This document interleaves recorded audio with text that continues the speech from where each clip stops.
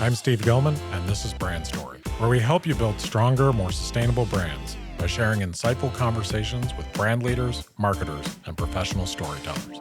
Today, I'm welcoming back Carrie Willetts. Surround yourself with people that you trust, or if you have the opportunity to build a team around you that complement your weaknesses, right? If you build a team whose strengths are just like your strengths, you're not going to get very far. Carrie first joined me in season 1, episode 2, and we talked about something that I think is more true now than ever, that culture isn't adjacent to your brand.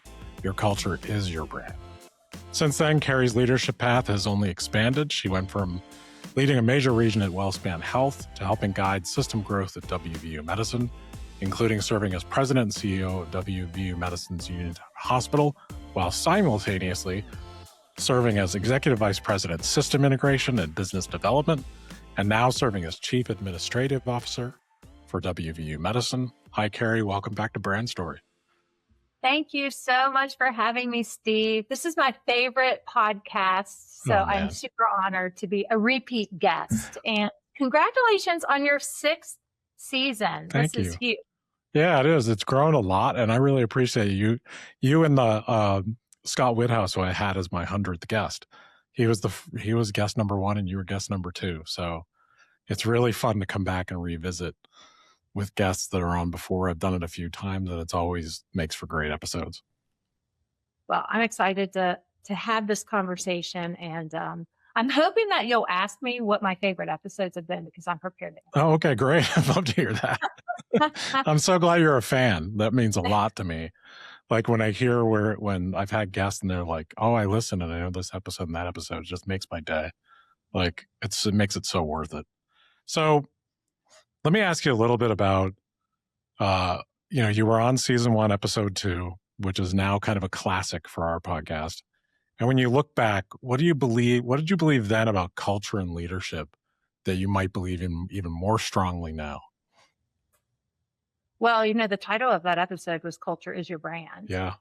I remember saying, your patient, our patients or your customers know when things are going well, and they know and feel when they're not. And I believe that, I still believe that today for any brand. In healthcare specifically, since we spoke, there has been, I think, an appropriate focus on ambulatory access and outpatient care and telemedicine, and those more innovative services are beginning to take off a little bit or stick. Yeah. The good ones are sticking.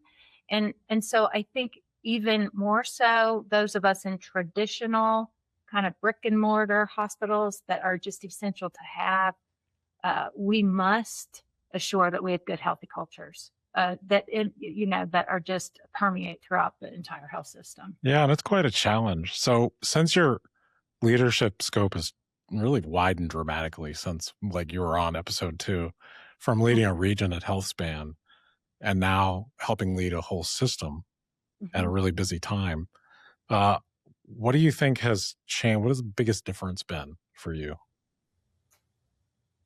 As far as transitioning to WV Medicine? Yeah, just like your new roles and how much more you've taken on. Yes. I think, when I think about, in healthcare now, we talk a lot about scale. Yeah. And how large should health systems be in order to be sustainable long term? How standard should we be in our operating practices, et cetera? So over the last 3, really since coming to WV Medicine, just given its size and scope, we're in 4 states. Yeah. We have 25 hospitals, 30,000 employees, really thinking about how do we adjust our leadership to have the appropriate impact as you lead at scale.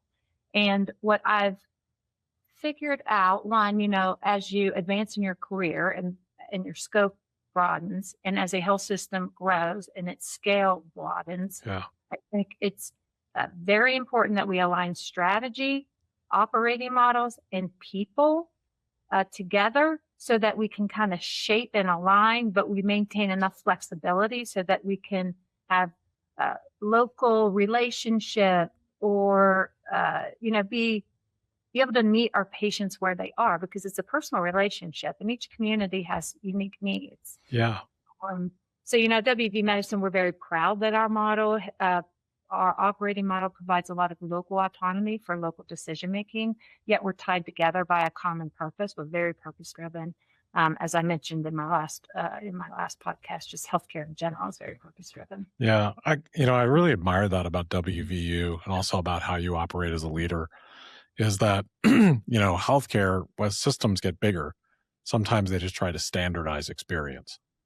But Yes. healthcare is such a probably one of the most personal services. And, we all need it. We struggle with it where the patients are afraid. It can be a difficult time. So, people having local presence and local experience that they trust and not just feeling like they're a number in a larger machine, I think is incredibly important. I agree wholeheartedly. And I think in large, there are different operating models that different large health systems Yeah. choose to operate. Some are very kind of command and control, top down, Yep. highly standardized. I think, and then reverse, maybe some aren't aligned enough. Right. Yeah. So, when you're not, in either way can compromise your brand, right? Sure can. I think when you hit the sweet spot of strategic alignment, alignment to purpose, and alignment to culture, a common culture, then you get highly engaged employees, highly engaged patients, great outcomes for your patients, and financial success. I mean, we are a business. Yeah. When that's missing, you get internal competition. Yep. You get unequal and inconsistent results which compromise your brand. And you end up with the haves and have-nots throughout your health system because every community is different. The demographics are different. The needs of their patients are different. Yeah. I think that's most people don't realize that with healthcare systems. And, I've worked with you and with other healthcare systems for years and years.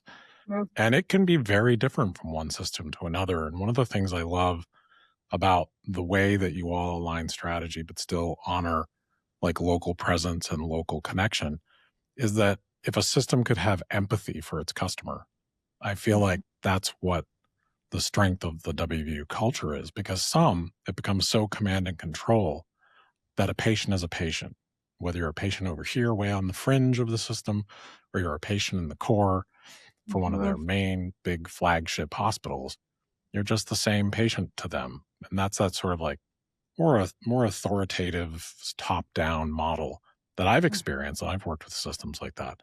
But I feel like you all haven't lost that direct line of sight to what these people's lives are and what they're going through. I agree. We haven't, at WellSpan, I spoke about our culture. We have this saying, just do the right thing. Yeah. The culture of WVU Medicine just enables that without saying it. That's so great. We're very proud of our local autonomy, So we do the right thing for our communities and our patients. Yeah. We all believe that we really are positioned to change the health trajectory of West Virginians and all those we serve.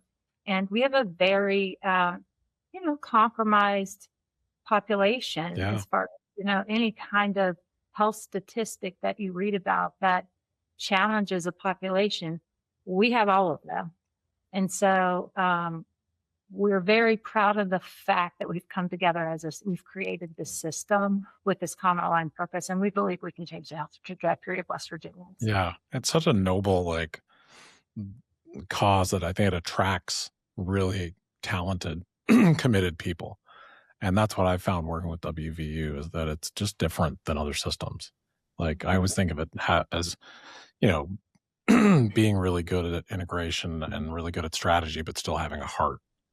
And I think that's incredibly important because, it is a big business, like we said. And unfortunately, a lot of health systems just start to operate like a big business and forget how personal healthcare is. Yes. So kudos to you guys is all I have to say, because I've always been really impressed by that. And by you as a leader, because I think you embody that in a way. So there's something, you were on another podcast talking about leadership, and of course I listened to it. And one of the things that you talked about that I know I've experienced working with you over the years is that things get messy with leadership. A lot of leaders want things to be very orderly. But you're managing human beings. The whole system is full of human beings. It gets messy. And how have you sort of learned to coach leaders and be a little bit more comfortable with the mess over the years? Oh, wow. I think my leadership journey has been, if I had to sum up the theme of my leadership journey, it's about creating relevance. Yeah. It's about maintaining relevance for myself professionally and creating or maintaining relevance for the people who I'm serving, whether it's leaders in the organization, our employees in the organization, or patients. And one thing, maintaining relevance requires you to reinvent yourself Right. over and over again. And that's messy. It is, isn't it? You have to Right? struggle. Yeah. So, I think it starts internally. Right. And then when you're faced with a new problem or a change, a need to change or do your work differently for whatever circumstance, you accept the mess. Right. Right. Just you understand up front it's going to be messy at first. I think when you ground yourself in, you're grounded personally by a set of core values that you won't compromise, or as an organization, when you're working through change, if you're grounded by a direction, a strategy, a vision, a strong purpose, Yeah. you can our job as leaders is to keep folks focused on the true north, where we're going, and helping them work through the mess. Yeah. I think that I love talking to you about this because I don't know where any of us leaders were taught that we had to be perfect and we couldn't acknowledge the mess. I think a lot of leaders think to be a good leader, I have to always have it figured out. But a lot of times being a good leader is being willing to be vulnerable and work through the mess with someone else. Probably 5 years ago, I wouldn't have admitted that things are messy in leadership. Right. Yeah. I was leading a large initiative at WellSpan, and the CEO asked me, this was really coming out of COVID. We needed to restart all of our ambulatory operations. And the expectation was that we would all recover financially, recover our values, meet or exceed our prior quality commitment to our patient, and meet or exceed the patient experience. And we had 3 months to do it. Wow. And we need to do it all together. And my CEO, I was asked to lead this. I was exhausted because I'd worked for 45 days straight, et cetera, et cetera. And she asked me, so how's it going? And I think it was for the first time in my career, I said, it's messy. And you know what she said back? She said, it always is when you first get started. I think my willingness to be vulnerable and just say it's messy, and her acknowledgement that change is messy kind of gave me permission to admit that and talk more about it. I feel like what that does, because you and I have talked about this a little bit over the years, is that I think when you're a younger leader, I don't know where we tell ourselves this story or why, that leadership's about having it together and not acknowledging that it's messy. And if it gets messy, to try to impose order as soon as possible. But it's a much more human way to try to lead people, is to acknowledge the mess, have empathy for where everyone actually is, and then move forward. This is very true. And, I reflect on my early career and frankly, my childhood. That I grew up in a really small town in West Virginia. Yeah. And I think it was like at the golden age of small town. I mean, people constantly reinforced my contribution. I entered, whether it was at church or at school or within my family, I entered the workforce after college. That stayed with me. And I entered the workforce after college, this highly confident, young healthcare executive ready to conquer the world, right? And insert my first leadership role at age 25. I was the youngest in the department by probably 15 years.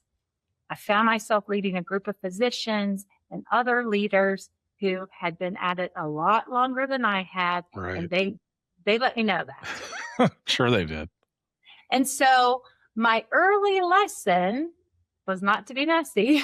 My early lesson in leadership was really to put my head down, learn the work deeply, and earn the trust of others through getting results. Right. And that did carry me through early in my career and in my leadership journey, and especially as an operational leader. But I think it was really when I started leading at the enterprise level. Yeah. At the enterprise level, you have to really create systems, culture Right. that align the organization. You don't have control over the results, but you have to create the environment that enables the others to, produce the results. And that is when you become really comfortable with messy. Yeah, I bet. I think leadership is a ever evolving learning experience. I think I've never talked to any great leader that thought they were done. Like, I've got it. Yeah. I got this all Yeah. figured out now. Right. I think I've certainly heard that kind of hubris about leadership, but the really great leaders always think like, man, I'm still figuring this thing out.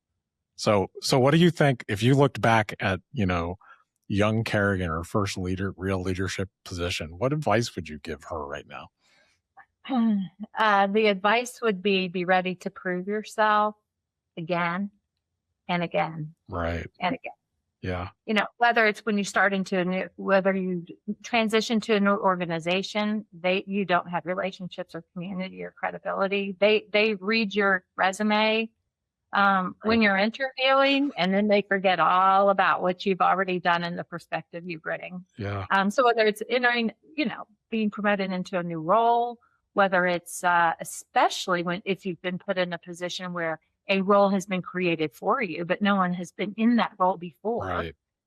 If you've moved to another organization. So I think the podcast you were referencing was maybe from when I was at James Madison University and gave a talk. And really the point I made was about creating relevance, professional relevance, and maintaining professional relevance. And, my final point was be ready to do it again and again and again. And I love that point, because I think a lot of leaders, you get burned out thinking you arrived, and then all of a sudden things change. Because, then you think, oh, I'm done. I don't have to prove myself. I don't have to re-engage and reinvent myself over and over again. But the more you know that, and the more you're ready to practice that, the less you fight, like, the right and wrong of change. It's just how things are. And it's not you, right? Right. It's not personal. Right. It's not because you failed. It's not because you're bad. It's because you're unproven. You're unknown. And I think, I look back at the 20-year-old Carrie coming out just, so reinforced. Yeah. Right. 20 years of reinforcement that right. My grandmother said, "You're going to be the president of the United States." She's like, I said, "Well, what if I don't want to be?" She's like, "You can be whatever you want to be." Hearing that, your whole life, you have to, when you're in the situation where you need to reinvent yourself. Number one, remember, it's not you. You haven't failed, to your point. Yeah. And so don't let that rattle your confidence, but instead use it to stimulate yourself to stay sharp and to stay current in your skills. Yeah. And I think that's such a great point for anyone listening that's a young leader, or even right in the prime of their career.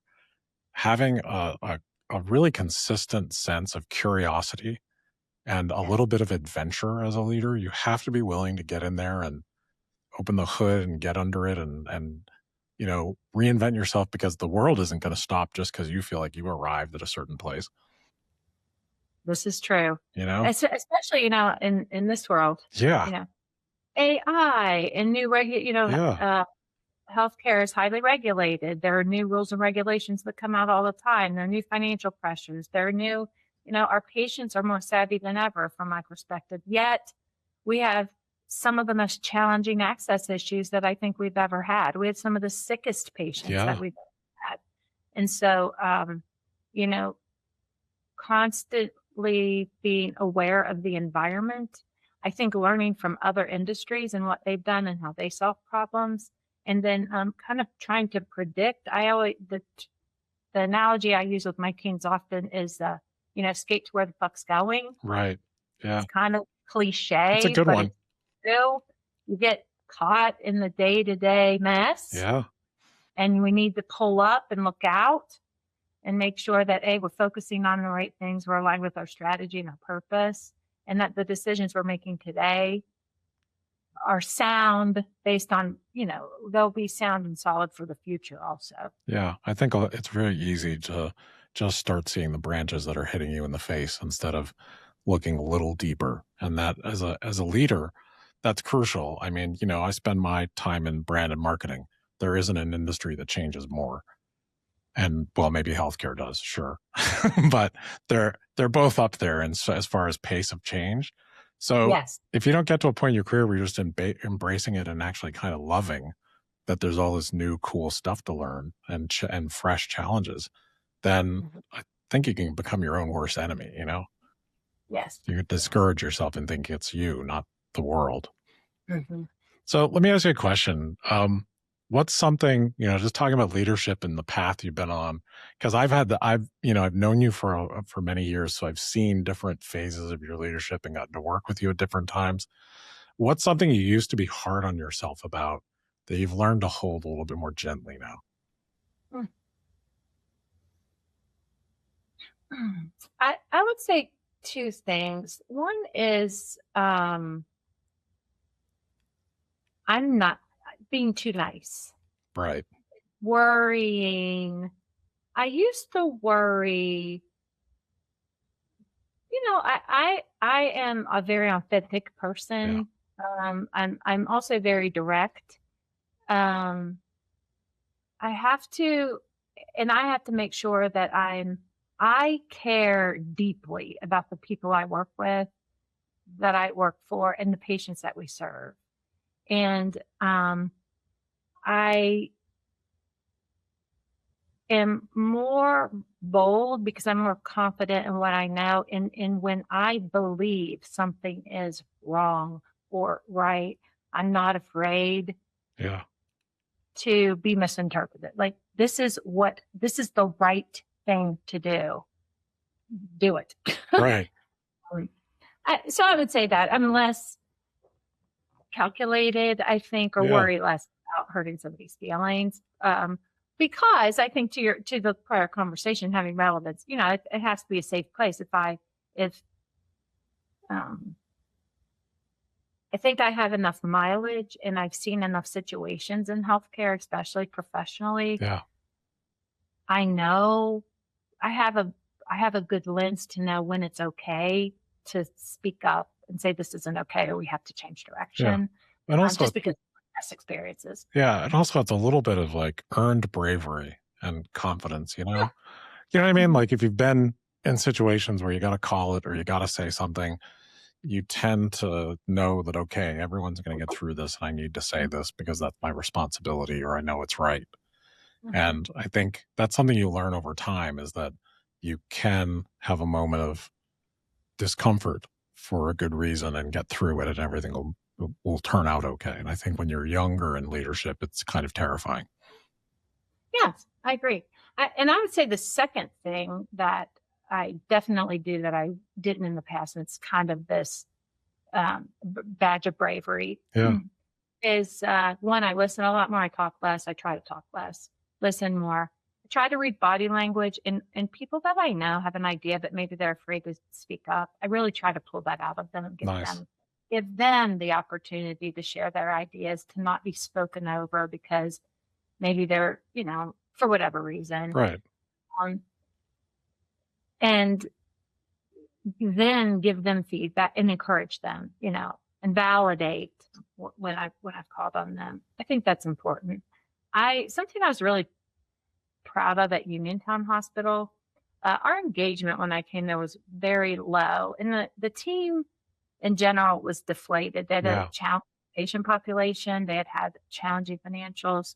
They had really been disproportionately affected by COVID. And by the time I left, we had some of the highest belonging scores in our employee engagement. That's great. And, people should feel like safe, feel like people spend a lot of time at work, and Yeah. we need to create environments where they feel safe speaking up when they have an idea, that they can contribute so that they're relevant, right? They feel relevant. They Yeah. need to have connection to the greater good and to the purpose of the organization. Yeah. And I'm really proud of that. I think that's one of your strengths as a leader, having, seen you operate for years, is the making sure people feel included in the Mhm. mission and also like seeing people. Because sometimes leadership is a thing that gets done at you instead of a thing that gets done with you. And I think you've mastered the art of doing it with people. So Thank that, you. yeah, and I think that's one of the most important skills in leadership. We've all had leaders that led at us, and it doesn't feel great. It's kind of the same thing we were talking about hospital culture or system Yeah. culture. Some are very top down, and this is the my way or the highway, and others have a little bit more empathy for the patient Mhm. population, and that includes staff. Are there harder jobs than healthcare professionals? I'm not sure. I think maybe not. Yeah, You know? I agree. And what's like the most exciting of the work, the most exciting part of the work I'm doing now, leading the integration Yeah. management office for WVU Medicine. We've been growing a lot. And when we acquire a new hospital or health system, my team facilitates I call it the onboarding of that new organization Yeah. into It's a big deal. WVU Medicine.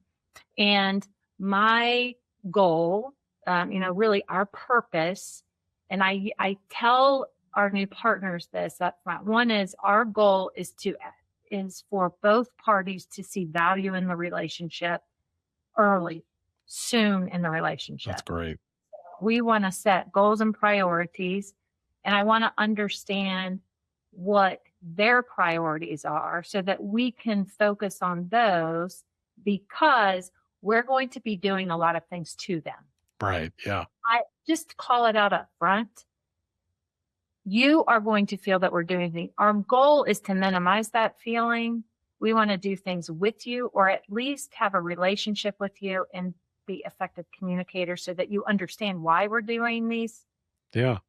Align it to our integration goals or our intention to provide value early in the relationship.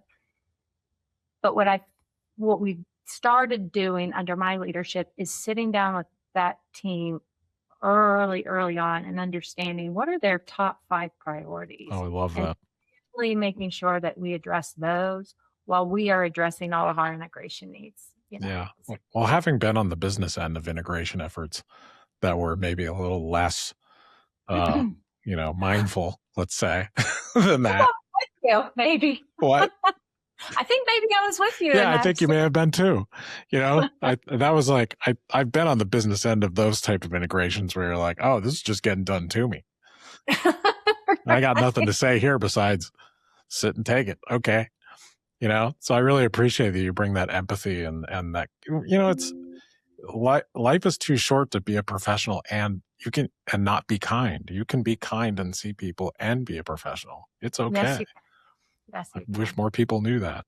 So about integration, because WVU Medicine has been on quite a growth spurt lately, Yes. with coming together with independence and all the stuff you have going on. What's the part of integration that most people underestimate? Whew. I would say just the magnitude I of bet. all the tactical parts and pieces that have to come together to merge one complex business with another complex. I just think the magnitude of the detail. Yeah, it's easy to say we're gonna be doing integration, and kind of hard to do. Yes. And I've worked, as you acknowledged, I've had leadership experiences in several large integrated delivery systems, all of which I've gone through some form of integration with. From a tactical transactional experience, WV Medicine by far does this better than anybody I've seen. I think the sequence of how we integrate makes a lot of business sense, but at the same time considers the people and keeps the people engaged and involved early on. But just I would just say it's the sheer magnitude from, transitioning benefits to getting everybody a new email to looking at every single contract or joint venture that they have to decide what's going to happen to it. When you acquire another health system, it's not like you're not acquiring just one other business entity. Health systems they could have 50 other business entities that you're acquiring or have to make a decision about throughout the process. So I just think the sheer magnitude that there's no way a press release can expect. No, you can't take it lightly, and one of the things that I've said over and over again to people, because I worked in healthcare for so many years and then also worked adjacent to healthcare, like directly in it and adjacent to it in branded marketing. And I've said this to colleagues and people who have never worked in healthcare or with healthcare. I think it's the most complex industry in so many ways, and one of the reasons for that is that your frontline staff are caregivers. So if they're not treated, comes back to my expertise in brand. If they're not treated with care, how can they give good care? Oh, yeah. So then that makes transitions and change and integration even that much more challenging. Yes. My leadership purpose is to help others reach their full potential. Yeah. And as you know, I don't have a clinical background. Many health make a lot of sense. Sure. And I am proud that my leadership purpose is to help my leaders reach their full potential so they can help their teams reach their full potential, because I know when our teams are at their best, skill-wise, emotion supported-wise, etc., then they are taking the very best care of our patients. Yeah. And so, to your point, we have to care for our employees, not so that they just come and show up and produce a widget as efficiently as possible. We need to care for our employees so that they can care for patients. It's a very different kind of, having worked in other industries where maybe it is a widget or it's a product or it's a service of some sort. That's the thing that I've always really valued about healthcare, is remembering that the final product is usually a human being interacting and helping another human being while they're in crisis. And that's a very different world to live in. It is. And I've worked in very large academic systems. I've worked in community-only systems. And I'm fortunate to work at WVNS, and it's really both. And one thing that's really special about community hospital and community medicine is you are literally taking care of your friends and neighbors. Yeah, for real. I can be a nurse caring for my neighbor, and it's personal. Yeah. Community healthcare is personal. Many of the families and possibly your patients personally. Yeah, that's a level of complexity. It is. It's really complex and really very human. So I really appreciate that about healthcare and value the people that do it. How do you, having worked with you, I know you are a very driven and energetic leader. You get a ton done. You move fast. It's like, I've always admired that about you. How do you recognize, I was thinking about this because integration is such a huge job. Mm-hmm. How do you recognize when you're starting to run on depletion instead of purpose?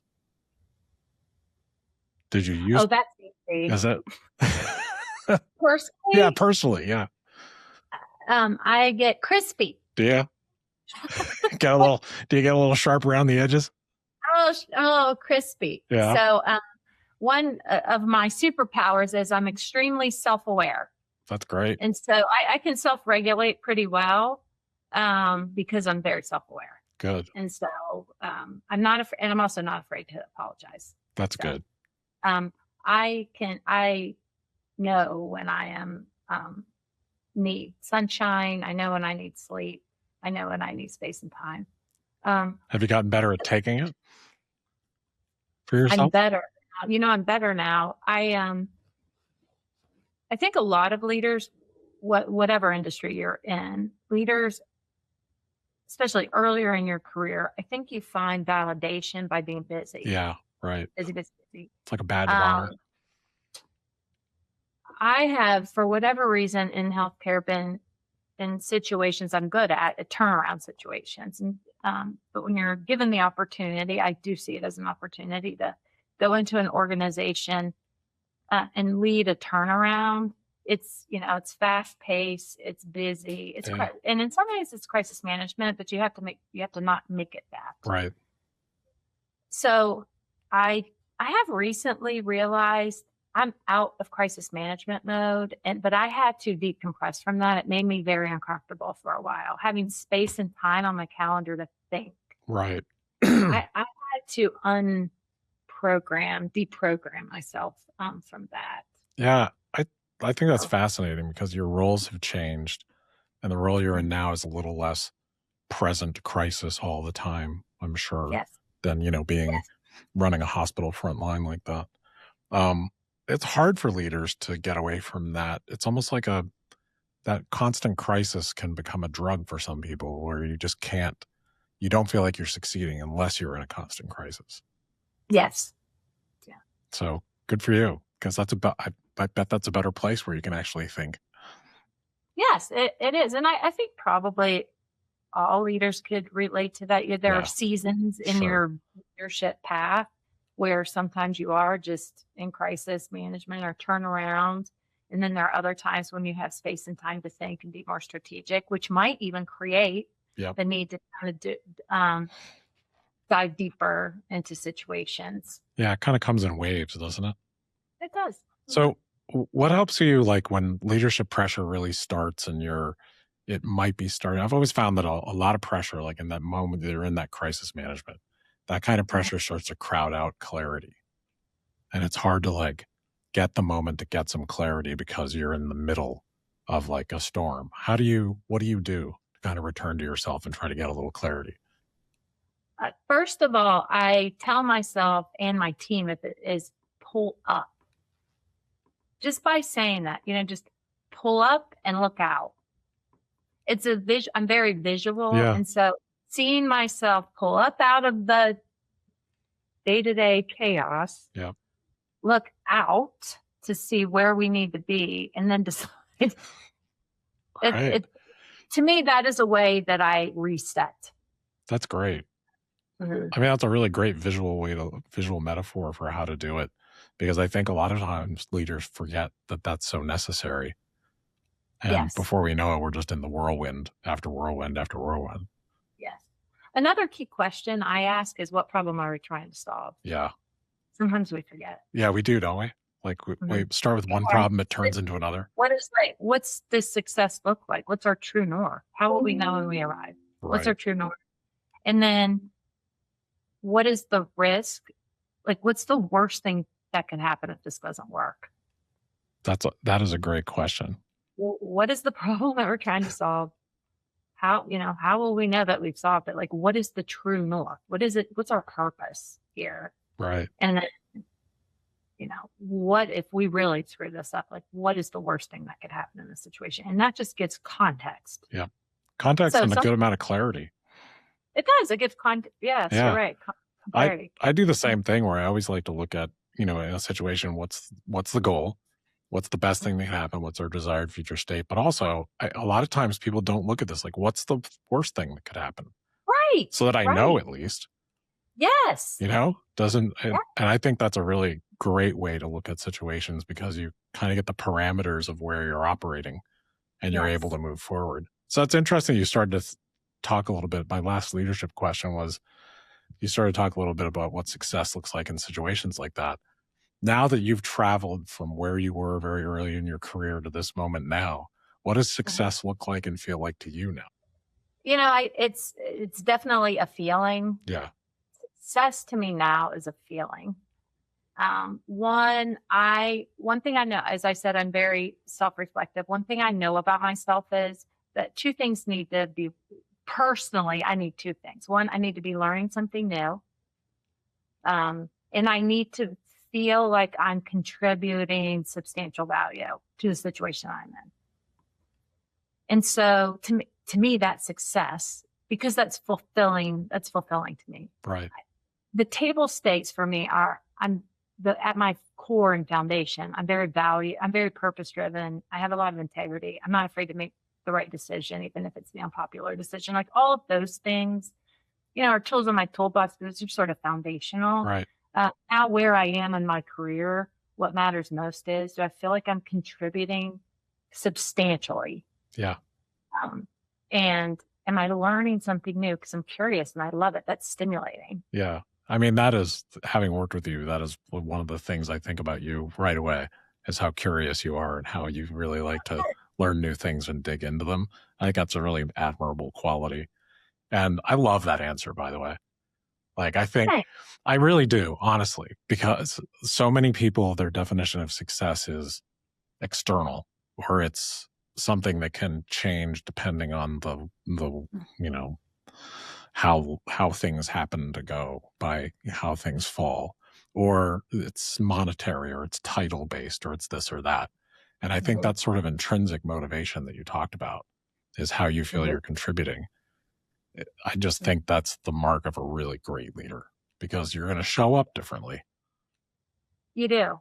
And also showing value at scale, or having, it's not necessarily about me personally, but it's about my team or the work that I've influenced, or, it's not me producing the widget that everybody loves and likes. It's about how I influence, what role have I played in having broader impact on the health and well-being of the community. Yeah. I think that, the term servant leader gets overused sometimes, but I think there's, when you meet one, and I've always thought of you that way, because it's, there are people who take great joy in other people's success. And then there are people you can tell that it's like lip service. They're more interested in what they get. You know what I mean? So bravo to you for being one of the good people that always really is genuinely interested in other people succeeding. Because I think that just, it's like a rising tide. Like everyone's boat does better. Everyone's happy, so your teams tend to be happy and motivated. And it's such a great thing. So let me move on just past leadership a little bit and talk to you just about what would you call this chapter of your life right now? This is a season I would say a season of reflection, but now I would say this. Last year's chapter was a season of reflection. This year's chapter is a season of community. I loved the episode that talked about, who was it? Let me think. The happiness advantage. Yeah. Mark Lester. Right? Yep. And, this sense of community is really important to me. And the season of my life right now, my children are in college, so they're getting ready to, spread their wings. And, I think the science of happiness, one of the core factors of anybody who studies happiness, is about community. Right. One thing I really respect about my mom and my stepfather. They live in very rural West Virginia, but they are so involved in their community in very meaningful ways. And from that, they have community. And so my season now is one of connection and community. And what I realized was recently, I have community, but my community might not be where I live today, because I haven't had roots where I live today a long time. But I have really great people in my life that like you. Yeah. Like, Thank you. It's true that, and I want to be connected with those people that have had large impacts on my career and on my life, on my perspective, how I've matured.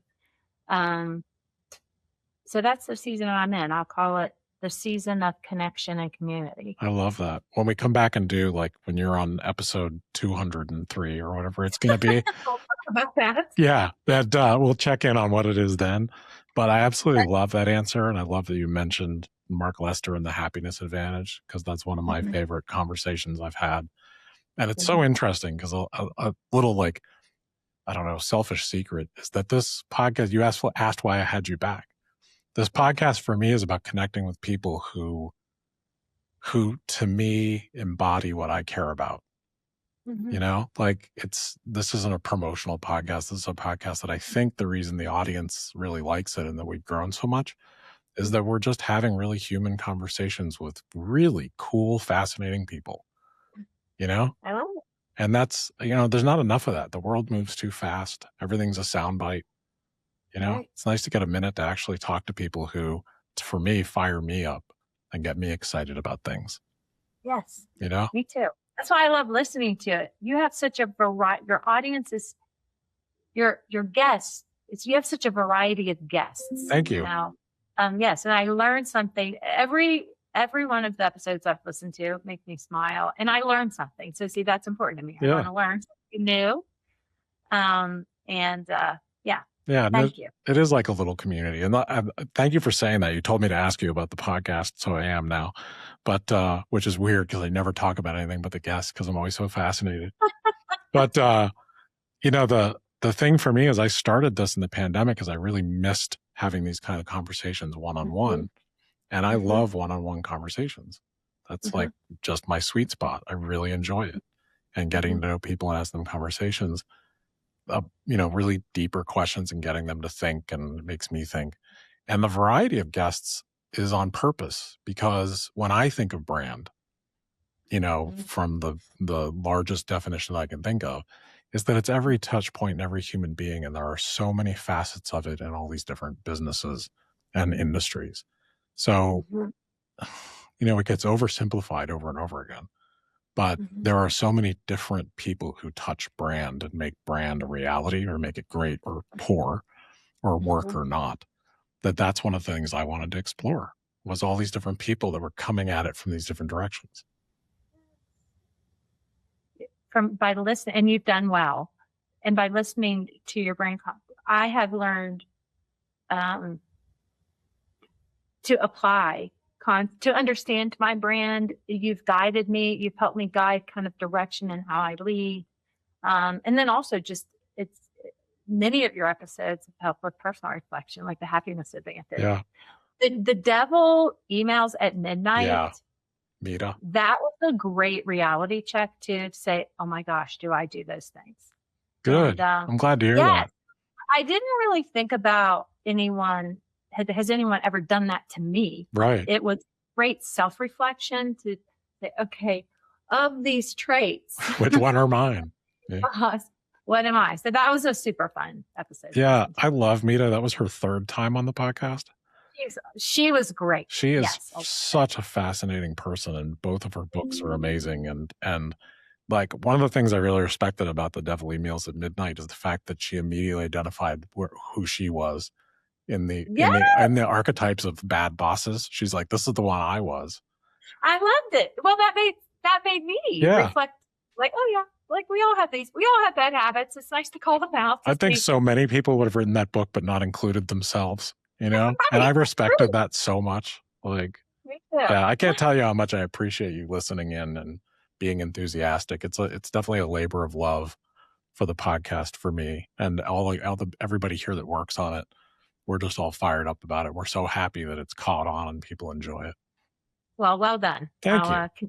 Listen, big fan. Thank you. I'm so happy about that. All right, I'm going to get a couple more quick questions and I'm going to let you go, like one or two. So what are you learning right now to be a better leader or a better person? What right now are you learning in your life? A lot. That's why I'm kidding. All right. Something very practical that I'm working on is my communication style. I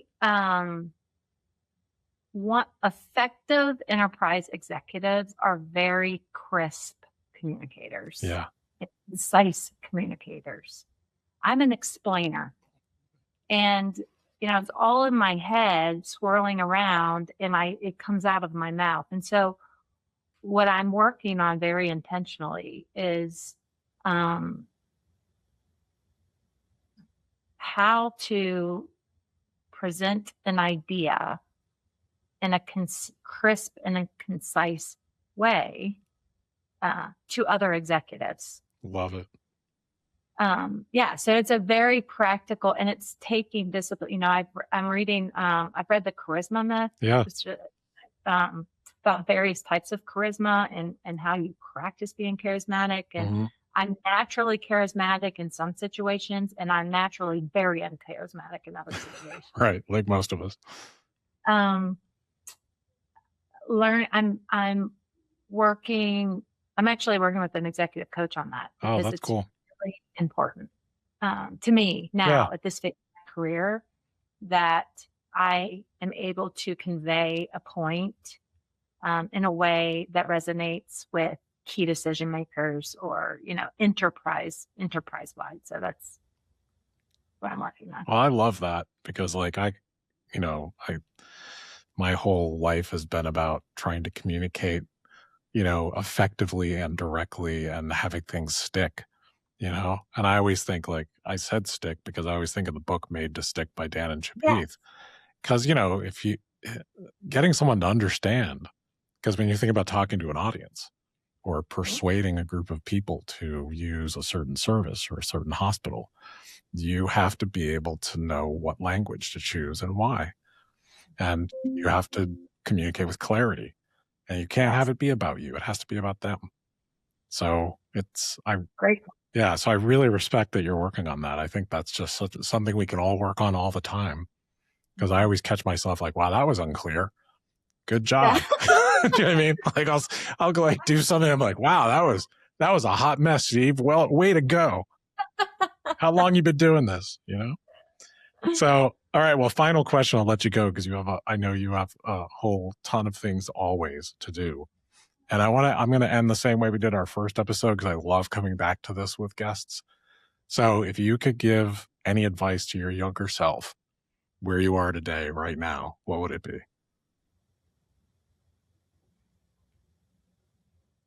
Don't lose that confidence. You know, at the beginning, I said, Yeah. I was so lucky. So not every child is raised in a type of environment that I was raised in. I was told I was great. I was smart. You can be anything. I just had this environment of constant reinforcement. And so I just walked into the world, this naively confident person Right. who didn't overthink or second guess myself. And I would say never lose. That makes you unique. Never feel guilty that you have that support, and never lose your sense of confidence. Be humble, which I am naturally humble. Yeah. Be confident. God, I love that because if there's any young leaders listening or literally anyone listening, take that to heart. If you're given a gift like your parents gave you or your environment gave you, where you start out with confidence to honor it and to keep it alive and don't let the world kill it.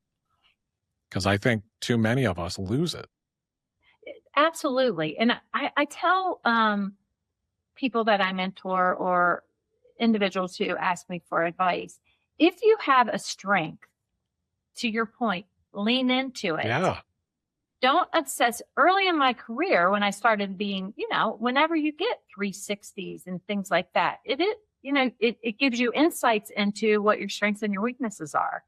And my first approach was to hyper focus on fixing my weaknesses. Yeah. Rather than surrounding myself with people whose strengths were my weaknesses. That's what I've learned to do now. It's much easier. It is much easier to be successful. Right. So lean into your point, lean into your strengths. Yep. And then surround yourself with people that you trust. Or if you have the opportunity to build a team around you that complement your weaknesses, right? If you build a team whose strengths are just like your strengths, you're not going to get very far. Yeah. Right? You're not. You're here. But that is yes, lean into your strengths. Yeah. I think there's nothing more important because so many people think they should be someone else or they should be different, and all of us have some gift. And if you lean into it, you're just going to do that much better. I've been a storyteller since I was like 10 years old. I was putting on plays in my front yard and selling tickets to the neighborhood, and in marketing, you give people ideas, you're enthusiastic, you're passionate. And what can happen in marketing, just like with 360s and everything else, people say no. They're like, I don't like that. That's stupid. Or they change it. And if you don't keep that alive in yourself, you lose your joy and you lose your passion for story and connection. And, me watching an audience enjoy something is the same reason I do marketing, because I know I can reach people and make them feel something. And there's something really joyful for me about that. And I was really encouraged as a kid to like tell stories and get out there. And I would gather kids around and read them ghost stories. Like it was, Oh, that's great. yeah, it was just like, so it was a gift, and I've done my best to keep it alive. You've done well. Thank you. You too. This has been a blast, by the way. Thank you. Thank you so much for coming back on. My pleasure. Yeah. Thank you so much. So episode 203, you think, somewhere right around there? Oh, that's right. It'll be, this is my season, right? Yeah, right. I can't wait, because like when I've had people back, I think audiences seem to love it. And I just think it's so interesting and cool to get to check back in with someone and have one of these conversations and really see where we are, It has been so fun. And it was really fun to listen. I re-listened to my podcast. Oh, yeah. The podcast was just, I kind of relived where I was. Yeah. Professionally and personally, and where I am now. It's, it was 5 years ago. Yeah. But God, it's just, I've matured a lot as a leader. I've matured a lot as an individual. So it was really fun to kind of reflect back on that time. I'm so glad. Yeah. And that'd be interesting to have you reflect back on this one, because I'll see you at 203, because I'm not stopping. I love doing this. It's so much fun. I'm glad. Yeah. I look forward to it. Well, thanks for being here today. I'm sure I will talk to you soon in a non-podcast way. And, but thanks for joining me here today. And seriously, thanks for being so generous and going so deep in your thinking and sharing that with everyone. Want to hear more inspiring stories? Subscribe on your preferred podcast app so you don't miss an episode. And if you like what we're doing, please rate, review, and share. It's the best way to support us.